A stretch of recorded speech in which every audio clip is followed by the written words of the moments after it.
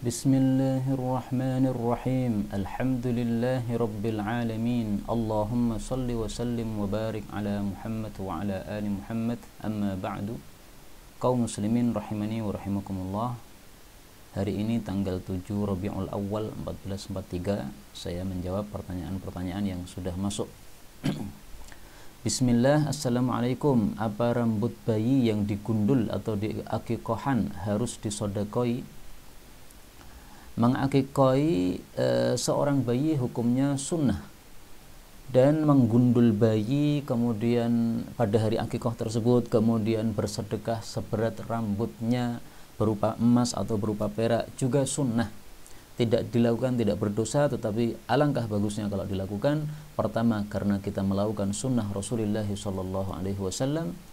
Demikian juga yang kedua, kita mengharapkan bayi ini diberkahi oleh Allah Subhanahu wa taala, sehingga kita lakukan apa yang diperintahkan oleh Nabi tentang bayi yang diberikan oleh Allah kepada kita. Rasul sallallahu alaihi wasallam bersabda, "Ya Fatimah, wahai Fatimah, ihliki ra'sahu, gundullah kepalanya, yaitu Hasan atau Husain. Wa tasaddaqi, dan sedekahlah, bi zinati sya'rihi, dengan seberat rambutnya, fiddatan, berupa perak. Dalam riwayat yang lain, zahaban, berupa emas." Nah, di sini perak.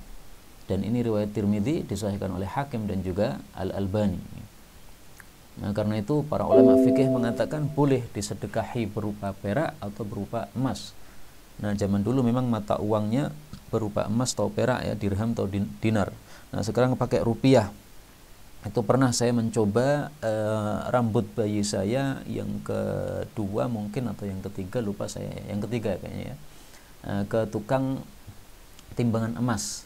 Nah, ternyata rambut itu sangat sedikit sekali atau sangat ringan sekali, sehingga saya nilai ya kira-kira saya sedekah 50.000 itu sudah cukup sekali, sehingga itu jadi patokan saya. Setiap bayi lahir maka tidak usah saya timbang lagi, karena sekitar itulah rambut-rambutnya bayi, ya.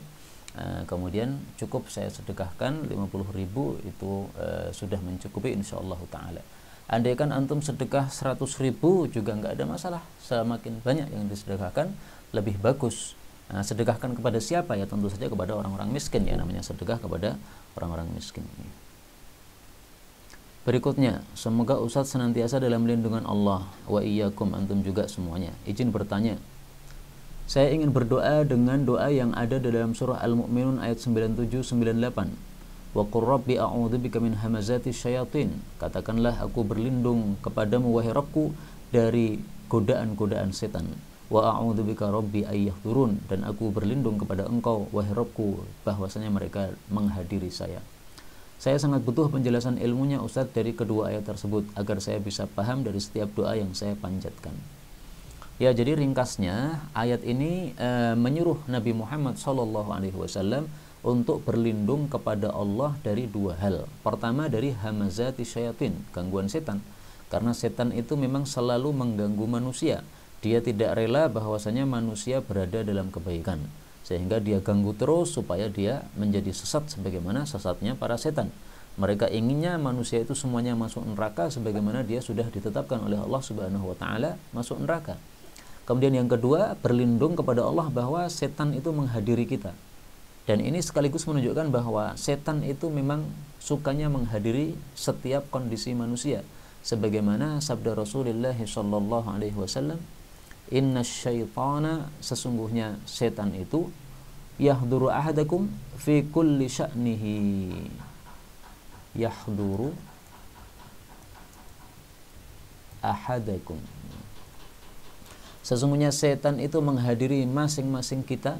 Inna syaitana yahduru ahadakum inda kulli syai'in min sa'nih, dalam segala sesuatu dari kondisi dia. Hatta yahdurahu inda ta'ami, sampai menghadiri juga ketika makan dia.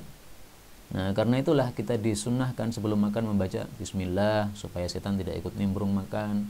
Sebelum hubungan suami istri disuruh membaca bismillah, Allahumma jannibna syaitan wa jannibi syaitan ma razaqtana. Masing-masing suami istri semuanya membaca supaya setan tidak ikut nimbrung dalam hubungan tadi. Dan semua, ya, masuk kamar mandi membaca bismillah dulu sebelum masuk. Kemudian keluar dari kamar mandi minta ampun kepada Allah Subhanahu wa taala, ghufranak, Nah, itu semuanya dalam rangka kita supaya dilindungi oleh Allah Subhanahu wa taala dari syaitan. Hadis ini riwayat Muslim, derajatnya sahih ya. Nah, itu makna ringkas dari ayat tersebut ya, tidak susah ayat itu untuk dipahami, sangat mudah sekali.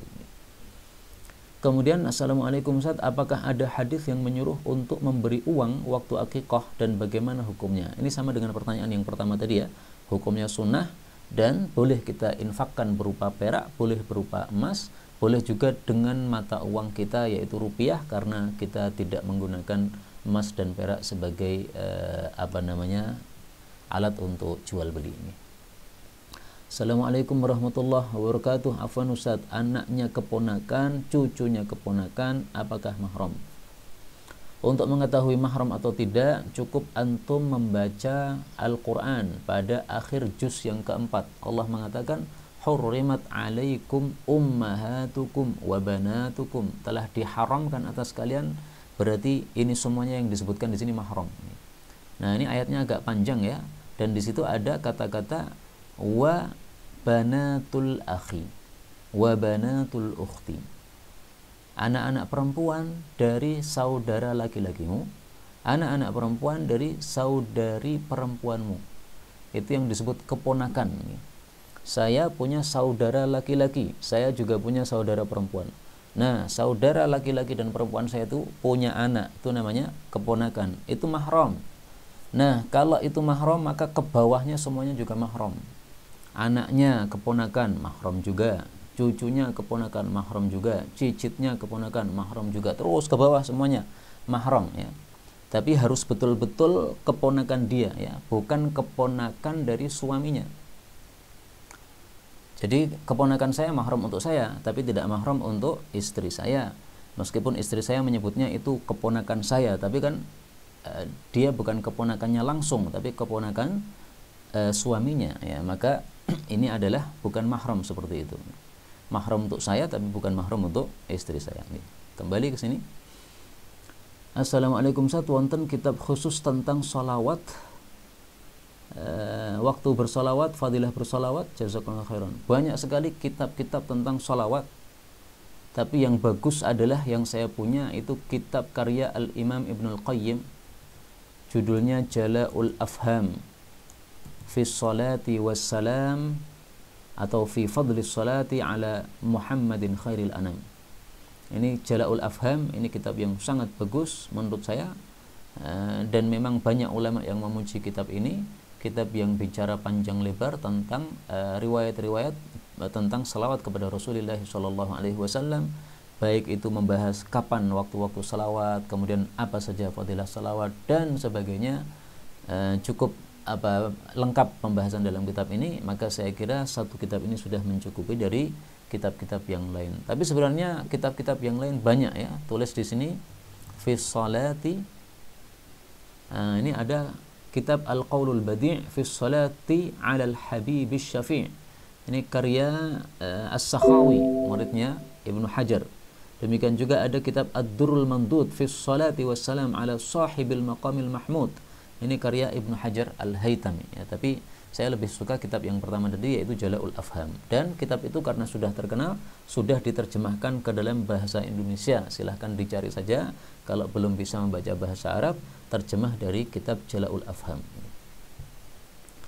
Berikutnya, ngapunten mau menanyakan pertanyaan dari seorang teman. Teman saya ini niat nikahnya sudah bulat, pengen segera menikah agar dirinya lebih terjaga dari maksiat, agar hawa nafsunya tidak terus bergejolak. Tapi ia gak punya modal meskipun buat mahar, dan rencananya dia mau hutang untuk mahar. Bagaimana pendapat atau pandangan Ustaz dengan hal demikian? Allah Subhanahu wa ta'ala menyebutkan orang yang tidak mampu menikah karena tidak ada duitnya pada surah An-Nisa ayat 25. Wa man lam yastati' minkum tawla, barang siapa yang tidak mampu atau belum mampu di antara kalian untuk memiliki harta, ayyankihal muhsanatil mu'minat, yaitu harta untuk menikahi wanita-wanita merdeka yang beriman. Famimma malakat aimanukum min fatayatikumul mu'minat, maka silahkan menikahi budak-budak yang beriman. Nah, zaman dulu masih ada budak ya, tidak disarankan menikahi budak karena nanti kalau melahirkan anak, anaknya menjadi budak, tidak kita kuasai, tapi menjadi kekuasaan milik majikannya budak tersebut, ya. Nah, maka kalau terpaksa oleh Allah Subhanahu wa taala, dipersilahkan, boleh menikahi budak-budak perempuan tersebut. Nah, sekarang sudah tidak ada budak, bagaimana solusinya? Ada dalam hadis Nabi Shallallahu alaihi wasallam bagaimana solusinya menghadapi hal ini. Beliau mengatakan, alaikum bil ba'ah, hendaklah kalian itu menikah. Faman lam yastati', barang siapa yang tidak mampu atau belum mampu, ya, fa alaihi bisawm, hendaklah dia melazimi puasa, yaitu puasa sunnah. Fa innahu lahu wijaun, maka sesungguhnya puasa sunnah itu berfungsi seperti pengebiri, artinya melemahkan syahwat dia. Nah, maka silahkan antum kalau mau melaksanakan sunnah ini, yaitu dengan cara memperbanyak puasa, maka syahwat yang bergejolak itu akan menjadi tenang, tidak bergejolak sebagaimana ombak yang dahsyat, tapi akan menjadi aliran air yang sangat tenang, ya, santai, karena sudah ditenangkan oleh Allah Subhanahu wa taala dengan saum, dengan puasa tersebut. Ini hadisnya sahih riwayat Bukhari Muslim, tapi dengan lafal ini diriwayatkan Tabarani dalam kitab Al-Awsat. Lah, bagaimana kalau berhutang? Kalau berhutang, sebenarnya hutang itu hukum asalnya mubah, ya. Tetapi yang namanya hutang itu kan memberatkan orang. Karena itu ringkasnya menurut saya begini, kalau memang hutang tersebut ada sesuatu yang kita harapkan untuk bisa melunasi hutang tadi, ya tidak ada masalah berhutang. Misalnya kita sudah bekerja, setiap bulan gajiannya misalnya 1 juta, okay? Nah, kebutuhan hidup kita sehari-hari memerlukan 500.000, berarti kita masih bisa menabung 500.000 kan. Nah, maka kalau ada sesuatu yang diharapkan seperti itu, silahkan aja berhutang kepada orang yang dekat dengan kita, sehingga dia akan bisa membantu kita. Kita sampaikan saja, ya, saya mau berhutang dalam rangka untuk menikah, ini insya Allah rencananya nanti akan lunas dalam berapa bulan, karena penghasilan saya sekian, saya bisa menabung sekian, maka itu nanti akan saya cicil, misalnya begitu, nih. Kalau memang ada yang diharapkan, ya nggak apa-apa, ya, berhutang. Tapi kalau tidak ada yang diharapkan, maka sebaiknya tidak usah hutang. Kenapa? Karena hutang itu menyebabkan orang malah keberatan sendiri, nih. Mari kita lihat sabda Nabi Shallallahu alaihi wasallam tentang orang yang menikah. Thalathatun haqqun 'ala Allah ta'ala aunuhum. Ada 3 orang yang Allah pasti membantu mereka. Mujahid fi sabilillah, mukatab, budak mukatab, kemudian nakih, orang yang menikah, alladzi yuridul afaf, yang dia itu menghendaki untuk menjaga dirinya dari kemaksiatan. Hadis riwayat Tirmidzi sahih. Nah, ini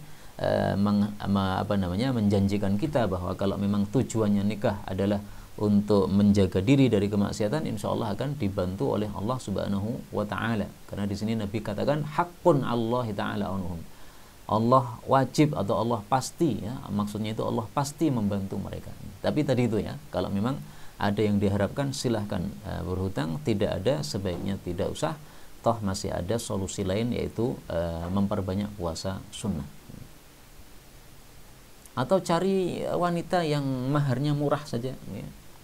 Seperti para santriwati ma'had yang mereka kalau ditanya maharnya berapa, maka jawabannya masyikta, ya, terserah Anda, kasih uang 100.000 sudah mau, alhamdulillah, ya. Kita punya uang 500.000 bisa dapat 4 istri, sisa 100, ya. Baik, kita lanjutkan yang terakhir, ya. Kayaknya masih ada satu pertanyaan lagi nih, tapi saya nggak tahu di mana. Oh ya, ini mungkin terakhir, ya. Nah, baiklah, ini pertanyaan yang sudah masuk sehingga kita ajukan sampai di sini, benarnya dari Allah Ta'ala, dan apabila ada salahnya fa astaghfirullahal azim li wa lakum.